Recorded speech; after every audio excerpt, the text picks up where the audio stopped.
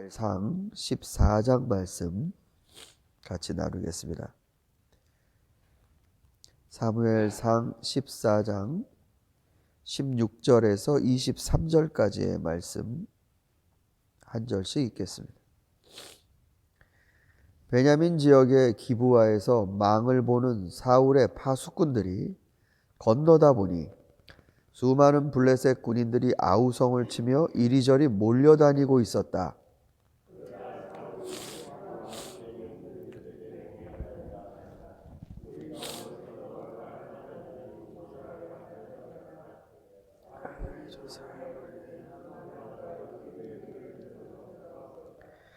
그러자 사울은 아이야에게 하나님의 궤를 가지고 오라고 말하였다. 그때에는 하나님의 궤가 이스라엘 자손과 함께 있었다.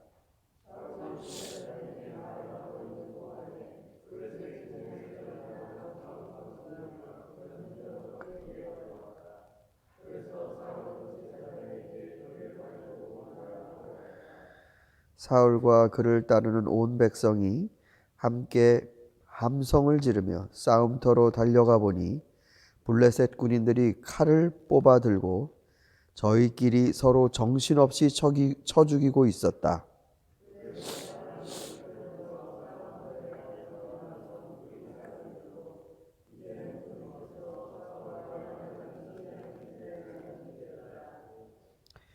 또 전에 에브라임 산간 지방으로 들어가 숨었던 이스라엘 사람들도 블레셋 사람들이 지고 달아난다는 소식을 듣고 모두 뛰어나와 블레셋 군인들을 뒤쫓으며 싸웠다. 그날 주님께서 이렇게 이스라엘을 구원하셨다. 아멘. 예. 네, 이게 숫자적으로 보면은 전혀 군사적인 이 대결 구도라고 볼 수 없는 블레셋의 강세입니다.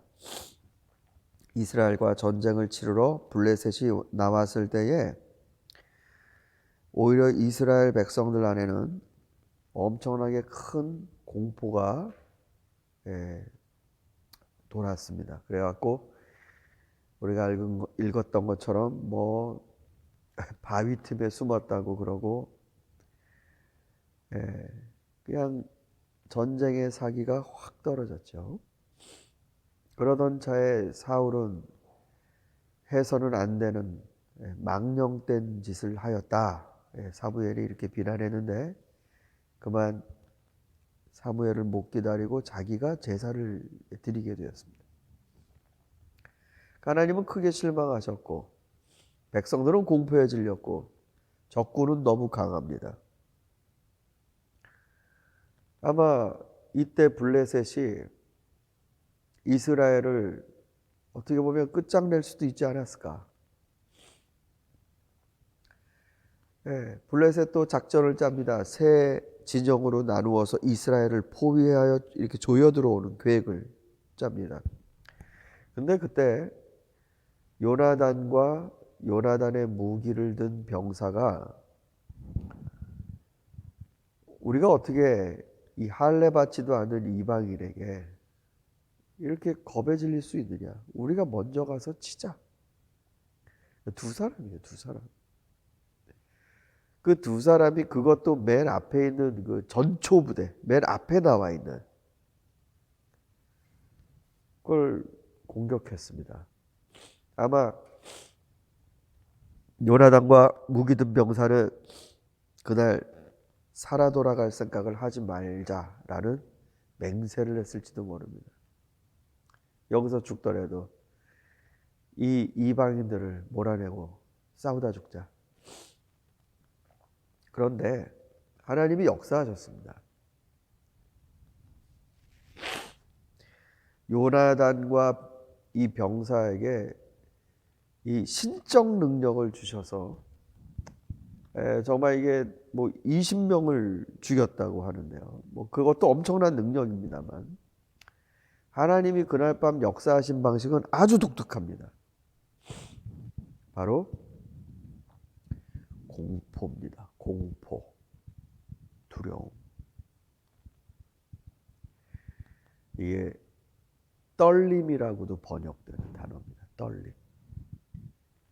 그날 요나단과 무기를 들고 따라다니는 그 부관, 이 두 사람이 보인 행동에서 공포가 흘러나오게 했습니다. 공포가 흘러나와 그것이 갑자기 진영에 돌았습니다. 블레셋도 여러분 연합군입니다. 블레셋도 여러 이 도시 국가식으로 있는 그런 형태인데 연합해서 왔습니다. 아마 자기들끼리 싸웠다고 그래요. 모르겠습니다. 뭐 자기들끼리 무슨 시비가 붙어서 싸웠는지. 근데 그 공포에 시작해서 자기들끼리 정신없이 싸웠다고 합니다. 그리고 그 얘기를 그런 소란스러운 모습을 파수꾼이 봤습니다. 사울의 성에서. 사울의 위치에서 그거를 보고 또 사울도 우왕좌왕합니다. 사실 우리가 읽어봤지만 이게 도대체 무슨 일이냐? 여호와의 궤를 갖고 와라. 아니야, 갖고 오지 마라. 사울도 여기에서 무슨 행동을 해야 되는지 자기 자신도 뭔가 주관이 없습니다. 이런 상황에 정말 이 전쟁은 사울이 도와서 밀어붙여서 끝낸 것도 아니고 하나님이 홀로 싸우신다는 말이 그 안에 자기들끼리 서로 쳐 죽이는 일을 만드셔서 그 전쟁에서 이스라엘을 구하셨다. 이렇게 기록이 되어 있습니다. 여러분, 사람이 그 현대전에서 기계를 이용해서 전쟁을 치르려는 그런 계획들을 많이 갖습니다. 뭐 정말 상상을 초월하죠. 리모컨으로 조종을 해갖고 조만한 무슨 모터 이런 장치가 카메라를 통해서 적군까지 막 침범에 들어가서 거기서 뻥 터집니다. 여러분, 왜 기계를 사용하게 될까요? 기계에는 공포가 없으니까요. 두려움이 없으니까요. 그냥 거기까지 가고 뻥 터집니다. 그래서 이 현대 대리전에는 훨씬 더 사람들이 전쟁을 할 때 양심의 가책 같은 걸 못 느낀다고 그래요. 어디 가서 터지는지 그 현장성이 없으니까요. 그러니까 기계가 대리하는 이런 전쟁을 수행을 하는 걸 이제 지향해 갑니다. 그런데 인간은 살아있는 동안에 이 공포의 문제를 정말 극복하기 어렵습니다. 여러분 보십시오. 우리도 지금 코로나 이 상황에서 퀸슬랜드, 아니 전 세계가 마찬가지 아닙니까? 저쪽에서 무슨 일이 뻥 터져도 우리의 마음은 편치 않습니다. 이 공포감이요. 아니 꼭 이런 것뿐만이 아닙니다. 내 일신상에 작은 어떤 이상징후 하나만 있어도 내 온몸이 무력해지는 것 같고 갑자기 두려워지고 앞날이 어떻게 될지 불투명하게 느껴지고, 그러니까 우리는 굉장히 공포를 쉽게 이렇게 그거에 당하는 아주 나약한 존재 같습니다. 하나님이 어떤 무기를 든 자이건 최신형 전차를 탄 블레셋 군사건 걔 인간입니다. 인간. 그 안에 그 공포의 불씨를 톡 터뜨리시니까 삽시간에 인간이 짜놓은 계획, 세계로 나누어서 이스라엘을 쪼여든다. 이게 다 숲으로 돌아갑니다. 여러분, 그 1967년도에 3차 중동 전쟁에서 이스라엘이 말도 안 되는 그 전쟁이죠. 여기 우리 땅이다. 여기 우리 땅이니까 너희가 비켜라. 그래서 그 중동의 그 지역에 있는 나라들과 전쟁을 합니다. 이집트, 시리아, 요르단, 레바논, 그러니까 이스라엘 뺑 둘러싼 그 나라들입니다. 이 연합군이랑 이스라엘이랑 전쟁을 해요. 전쟁. 진짜 딱 이런 겁니다. 그 땅 사람들과 전쟁을 합니다. 그런데 그 6.1 전쟁을 기록한 어떤 보도에 보니까 시나이 반도, 거기 전쟁터죠. 시나이 반도는 그때 그 자체가 정신병원이었다 그래요. 시나이 반도 자체가 정신병원이었다. 그때 그 연합군들, 그러니까 그 중동 연합군이죠. 그 연합군들이 이스라엘의 소수 정예부대에 의해서 기습을 당합니다. 그래서 이 사람들이 이집트에서부터 갑자기 샥 무너지기 시작합니다.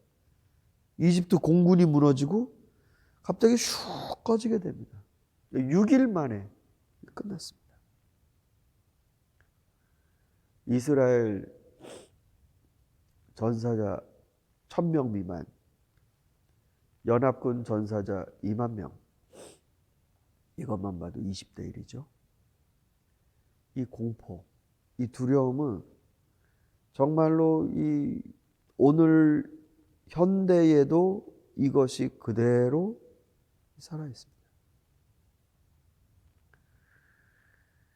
여러분, 이 아이러니하게도 이 두려움을 어떻게 극복을 하는 줄 아십니까?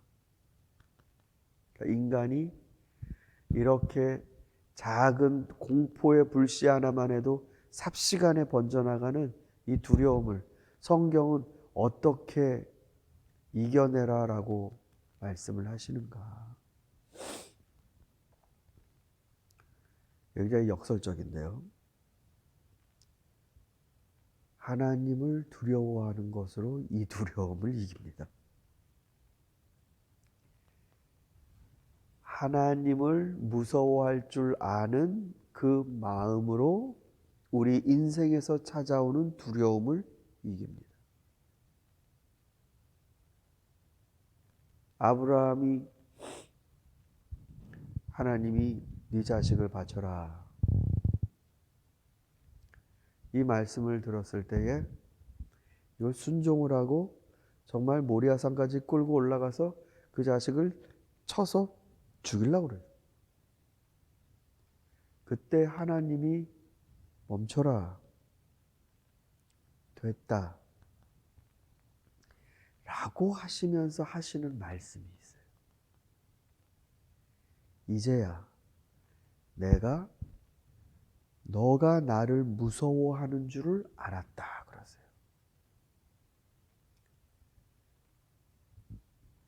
너가 나를 무서워하는 줄을 내가 알았다. 아브라함은 75세에 하나님께 부름받아서 모리아산에서 자식 바치기까지, 이게 뭐 세월로 따지면 한 50년 넘게 시간 걸린 겁니다. 이 50년의 기간 동안에 아브라함은 별의별 무서움을 다 체험했어요.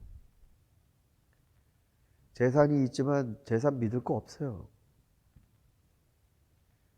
5만 대를 돌아다녔습니다. 이집트에 가서는 자기 아내도 바로에게 내줬어요. 무서움이 이 사람의 인생에서 계속 쫓아다녔습니다.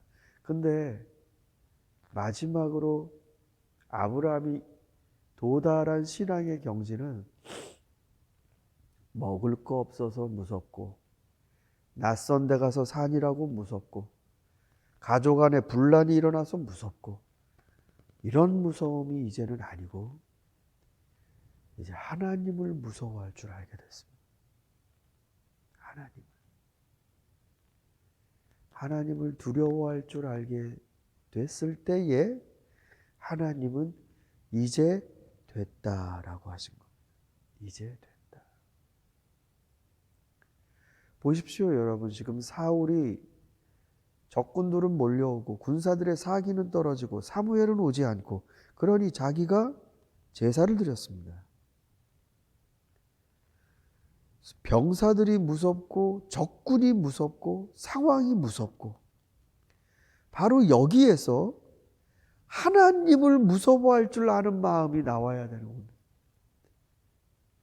이 상황보다도 하나님을 더욱더 두려워할 줄 아는 것. 그거는 공포가 아니라 경외라고 합니다. 경외. 하나님 무서운 줄 알고 살아가는 것. 그걸 경외라고 합니다.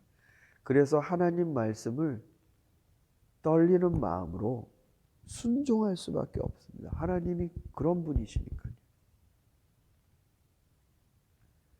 사람들은 그래요. 하나님이 우리에게 너무 가까이 오셨고 하나님을 아빠, 아버지라고 부르게 하셨다.